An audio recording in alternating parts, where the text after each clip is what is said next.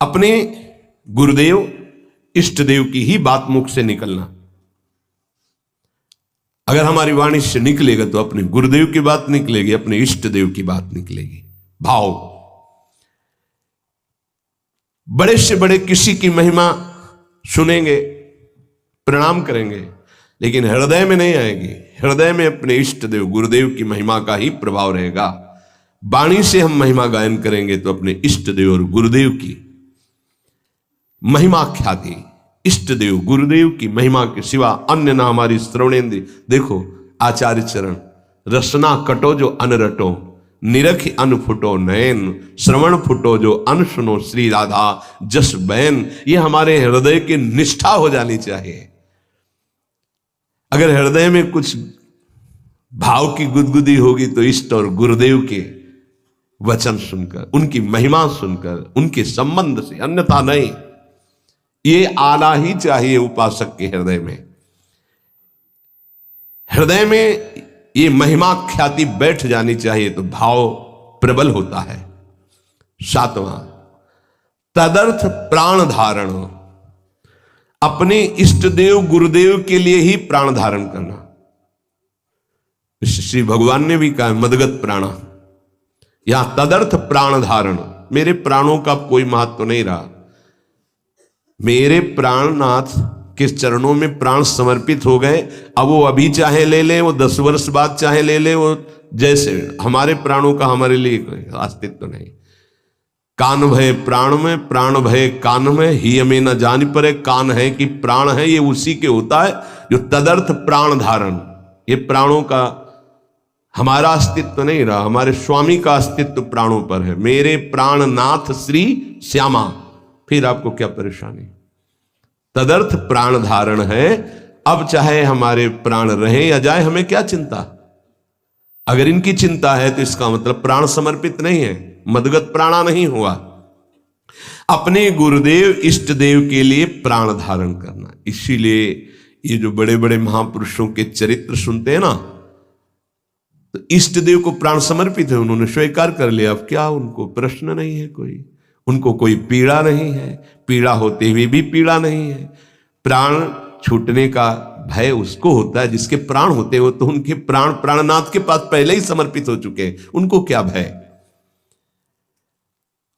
अपने इष्ट देव गुरुदेव के लिए प्रत्येक क्रिया अनन्य भाव से होना ही प्राण धारण करना है, तदर्थ प्राण धारण करना है। हमारे शरीर से, हमारे प्राणों से अब जो चेष्टा होगी वो आराध्य देव और गुरुदेव की आज्ञा के अनुसार उन्हीं के लिए होगी, तदर्थ उन्हीं के लिए होगी। तब प्राणों का समर्पण हो जाता है। हमारे प्राणनाथ श्री श्यामा है, उन्हीं के लिए, वही हमारे गुरुदेव है, गुरुदेव ही श्यामा जी है। उन्हीं की आज्ञा में, उन्हीं के लिए मेरा जीवन समर्पित है। उनकी आज्ञा में प्राण रहे चाहे चले जाए, इसकी परवाह नहीं। तदर्थ प्राण धारण, इससे भाव पुष्ट होता है। 8वां, तदीयता, अपना संबंध केवल इष्ट देव गुरुदेव से, हमारा और कोई नहीं है। तदर्थ प्राण धारण। अब तदीयता, सर्वस्व हमारे इष्ट देव गुरुदेव है, सर्वस्व, उनके सिवा हमारा कोई नहीं है। ये सिद्धि है, ये साधना नहीं है। ये जिसके हृदय में आ गई उसकी सिद्धि है। ना कोई मेरा, तुमेव माता च पिता तुमेव, तुमेव बंधुश्च सखा तुमेव, तुमेव विद्या द्रविणं तुमेव, तुमेव सर्वम मम देव देव। ये है तदीयता। आप ही मेरे माँ हो, आप ही मेरे पिता हो, आप ही मेरे इष्ट, आप ही मेरे सब कुछ हो। धन हो, संपत्ति हो, विद्या हो, संबंधी हो, रिश्ते जितने हो सब आप ही हो। तदीयता, अपने इष्ट गुरुदेव के अलावा और कहीं किसी से प्रियता ना रह जाना, इसका परिचय। अगर आपसे कह दिया कि आपको किसी से संबंधी से बात नहीं करना है, वो आपने छुप के बात की, फिर कभी पूछा आपने बात की नहीं, तो आपकी प्रधानता उस संबंधी की हो गई, गुरु संबंध इष्ट की नहीं।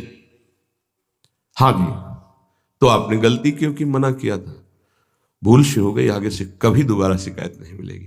तो तदर्थ प्राण धारण जो वृत्ति थी वो तदीयता में बदल गई। जहां तदीयता आई, भाव की लहर उठने लगती। केवल मेरे इष्ट इष्ट देव गुरुदेव। देख लो अनन्य रसिकों के चरित्रों को पढ़ करके देख लो आप। आश्चर्य, छोटी सी वाणी है रसिक अनन्य माल। देखो रसिक अनन्यों के चरित्र पढ़ के देखो, होश उड़ जाएंगे कि ये किस धरा के हैं, कैसे कैसे उनके साथ व्यवहार हो रहे हैं और कैसे कैसे उनके भाव है। आश्चर्यचकित व्यवहार में तो कहीं कोई समझ ही नहीं सकता कि ऐसा कैसे हो सकता है। तदीयता, सब कुछ अपने इष्ट को मानना, गुरुदेव को मानना। देखो ये भाव है, भाव आ गया तो भाववश भगवान अधीन हो जाते हैं।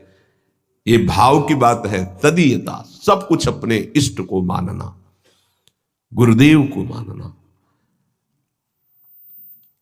इष्ट और गुरुदेव एक है। इष्ट ही गुरुदेव के रूप में आके साधन का रहस्य समझाते हैं। जब साधन बनता है तो अनुभव जो होता है वो गुरुदेव का ही होता है। गुरु साक्षात परब्रह्म, वही इष्ट रूप में अनुभव में आ जाते। इष्ट और गुरुदेव दो नहीं हैं, कहने में केवल दो हैं। नवा, सर्वत्र तद भावः। बहुत सुंदर बात है, अद्भुत क्रम है। तदर्थ प्राण धारणा, तदीयता और तदभावः, सर्वत्र तदभावः। गुरुदेव अखंड मंडलाकारम व्याप्तमेन चराचरम, मेरे गुरुदेव ही की सत्ता है। हम किसी को नमस्कार करें, अपने गुरुदेव को नमस्कार। मेरे गुरुदेव सब जड़ चैतन्य में व्याप्त गुरुदेव हैं। जैसे आकाश जहां भी देखो आपको मिलेगा, ऐसे ही ब्रह्मानंदम परम सुखदम केवलम ज्ञानमूर्तिम द्वंद्वातीतम गगन सदसम तत्वमस्यादि लक्ष्यम एकम नित्यम विमल अचलम सर्वधि साक्षिभूतम भावातीतम त्रिगुण रहितम सद्गुरुम तम नमामि गगन सदृशम। जैसे आकाश सर्वत्र, ऐसे हम कहीं भी हैं अपने गुरुदेव के नीचे हैं, गुरुदेव की चरण छत्र छाया में है, गुरुदेव के सानिध्य में। कहीं भी देखूं आकाश दिखाई देगा, मैं जहां भी देखता हूं मेरे गुरुदेव विराजमान नजर आते हैं। सर्वत्र तदभावः, इष्ट देव गुरुदेव। सर्वान वस्तुतया निरीक्ष परम स्वाराध्य बुद्धि। धीरे धीरे भाव बदल जाएगा, व्यक्ति का महत्व नहीं रह जाता, इष्ट का महत्व जागृत हो जाता है। फिर इष्ट ही दिखाई देते, व्यक्ति नहीं दिखाई देता। गोपीजन जित देखो तित श्याममयी, श्याम ही दिखाई दे रहे हैं। पांच भौतिक शरीर या प्रकृति जनित रचना उनके सामने नहीं, केवल श्याम, जड़ चैतन्य कछु नहीं दिखत, जित दिखत तित श्याम खड़े। सर्वत्र तदभावा, अपने आराध्य देव गुरुदेव के सानिध्य का, उपस्थिति का चराचर में अनुभव करना। और 10वां, अप्रतिकूलता, अपने इष्ट देव गुरुदेव की इच्छा में दखल न डालना। जो विधान उनका बना, उनकी आज्ञा उनकी इच्छा समझकर ठीक वैसे ही मान लेना, अपनी बुद्धि ना लगाना।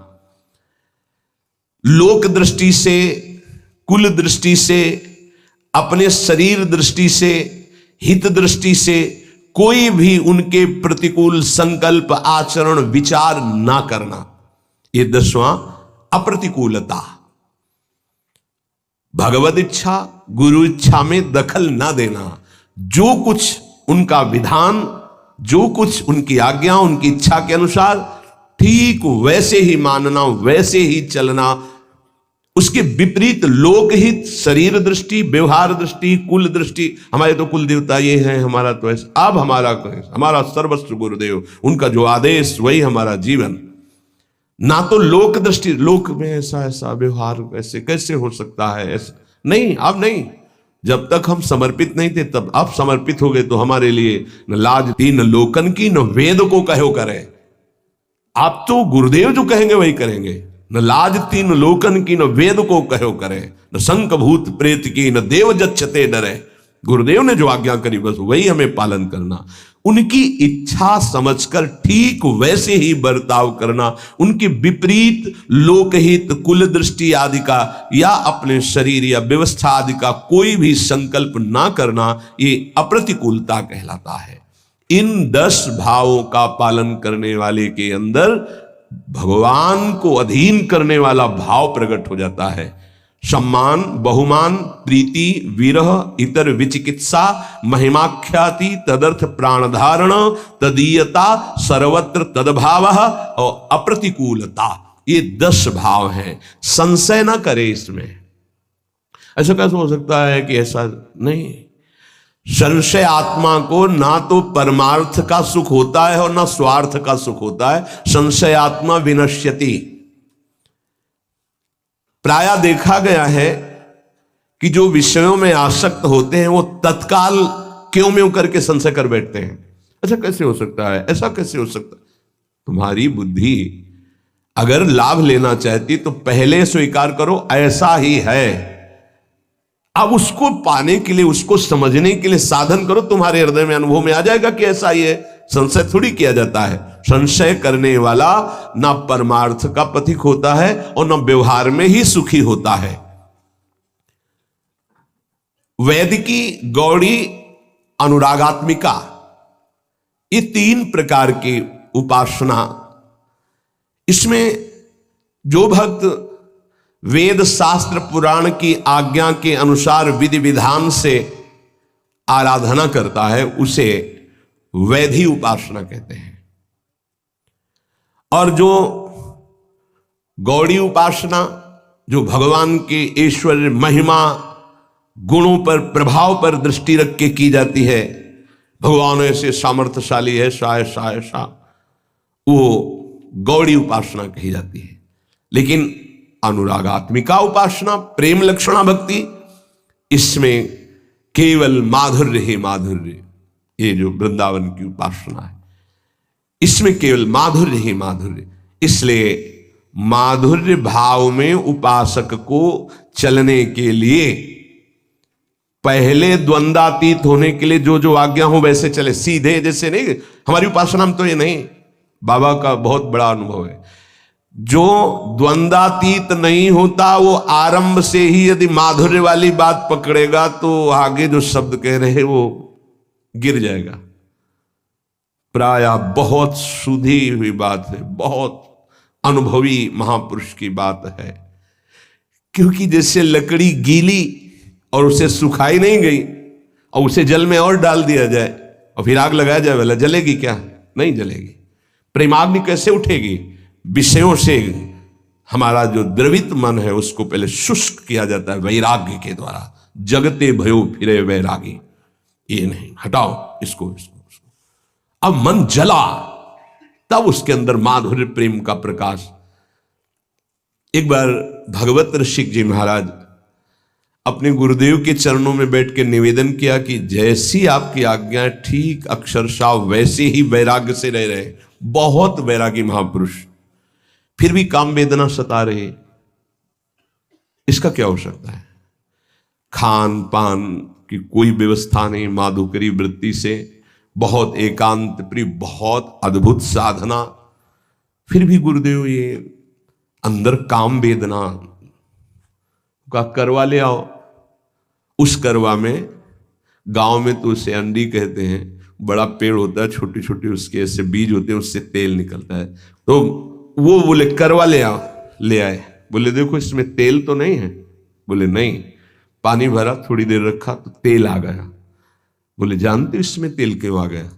क्योंकि इसमें तेल रखा गया था, फिर धोया, फिर डाला, फिर देखो फिर आ गया ना तेल। बोले अब देखना। और उस करवे को रसोई मनिया की गई थी तो ढेर सारी आग थी, उसी आग में रख दिया। 10-15 मिनट रखने के बाद फिर निकाला। बोले अब पानी रखो। पानी रखा, तेल नहीं आया। बोले समझ गए, अभी तुम्हारे तप में कमी है, और तप करो, भस्म हो जाएगा ये। जब तक इसके संस्कार हैं, कई जन्मों से भोग वासनाओं के खेल खेलते चले आ रहे हैं, तो संस्कार हैं। जहां संयोग बनेगा तहां वो प्रकट होने लगेगा, वो दिखाई देने लगेगा। भस्म करो इसको तप के द्वारा। जैसे आग में रख दिया गया तो संस्कार भी तेल के भस्म हो गए, वो पानी में अब दोबारा फिर नहीं आए। ऐसे ही तप के द्वारा, भजन के द्वारा वासना को भस्म कर दिया जाता है, तब उपासना परिपक्व होती है। तो माधुर्य भाव, ये जो प्रेम लक्षणा भक्ति है, इसमें सबसे बड़ी सावधानी, चढ़ के मैन तुरंग पे चलिबो पावक माए, इसमें अत्यंत वैराग्य की आवश्यकता है। तो जो प्रारंभ से एकदम जुड़े और सही दिशा नहीं मिली, गुरुजनों का सही निर्देश सानिध्य नहीं मिल पाया, तो वो फिर इसी में भटक जाते हैं, इसी में भटक जाते हैं संसार मार्ग में। क्योंकि हृदय में एक द्रवण क्रिया होती है, उस द्रवण क्रिया के लिए वैराग्य की बाढ़ होनी चाहिए, वैराग्य की कसौटी। अगर वैराग्य की बाढ़ नहीं है तो द्रवण क्रिया फैल जाएगी। पहले राग रहित होकर फिर अनुराग में जाया जाता है। तो कह रहे माधुर्य उपासक को चाहिए आरंभ में किसी महापुरुष के निर्देश के अनुसार साधना में पहले लगे। क्या प्रिया प्रीतम का प्रेम रस है, क्या उनका नित्य विलास है, बिल्कुल मतलब नहीं। समझ रहे हो? जो मंत्र दिया, जो उपासना दी, जो पाठ दी, जो दिनचर्या बताई, बस उस पे चलना है। वहां विचार की क्षमता नहीं आपकी। धीरे धीरे धीरे धीरे राग रहित होकर पहुंच जाएंगे आप। अब कैसे समझेंगे आप, कैसे अंदर प्रवेश हो? इसीलिए कहा है प्रथम सुने भागवत भक्त मुख भगवत बानी। क्यों? इतने बड़े महापुरुष भगवत रसिक जी ने सीधे क्यों नहीं कह दिया श्री सुख मुख जू बचन सुनावो तब श्री हरिवंश सुनाम कहावो मन सुमिरन मिश्रे में? क्यों भाई, ऐसा क्यों कह दिया? ये जो बात नहीं समझते हैं ना, वो हमारे ऐसे किसी की बात नहीं सुनना, आचार्य वाणी की बात मानो।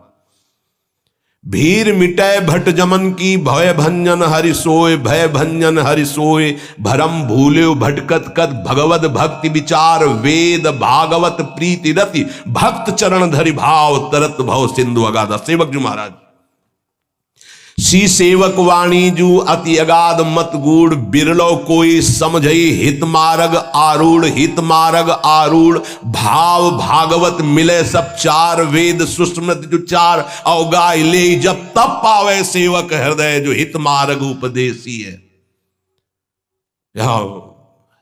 क्यों कहा? क्योंकि गीता और भागवत की कसौटी पर, वैराग्य और ज्ञान की कसौटी पर जब हृदय कस गया तो माधुर्य रस परोस दिया गया। समझ, अभी तो जीवत तो है, देहाभिमान, मैं पुरुष मैं स्त्री, कैसे इस रस का? इसलिए गुरुदेव की आज्ञा पे चलो। रस की बात को मत देखो कि हमारा तो सहचरी भाव आता ही नहीं, ऐसे आ जाएगा। तुमको इससे मतलब नहीं कि सहचरी भाव क्या है, प्रिया प्रीतम का नित्य विहार क्या, तुम्हें साधना से मतलब है। तुम पुरुष समझ रहे हो? हाँ चलो लगो, पहले ककाहरा पढ़ो, मात्राएं पढ़ो, पहले उन शब्दावली पढ़ना सीखो, फिर पीएचडी की बात समझ में आएगी। ये वासुदेवा स्वरमित से पढ़ाई शुरू होती है, ये कोई छोटी मोटी नहीं है। वृंदावन नित्य विहार रस है ये। यहाँ बड़े बड़े ब्रह्म ऋषि भी जहां हार गए, वो ये रस है वृंदावन का प्रेम रस। हार गए कृष्णात् परम किमपि तत्व महम न जाने, अभी तो पहुंचे ही नहीं किशोरी जी तक।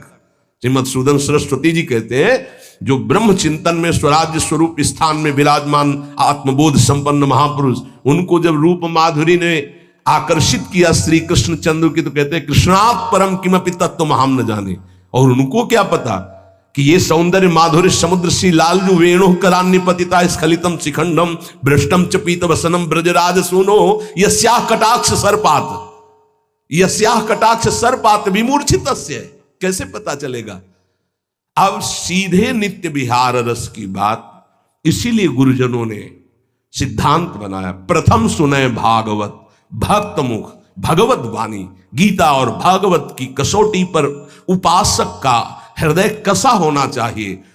आसपास पात्र मेड़ मजबूत है, रस डाला सीधे उसमें सुरक्षित है, नहीं तो द्रवित हृदय और फिसल गया तो ये फिर संसार में चला। तो उपासक महामाधुर्य रस की उपासना वाला पहले गुरुदेव प्रदत्त साधना में प्रीति करे।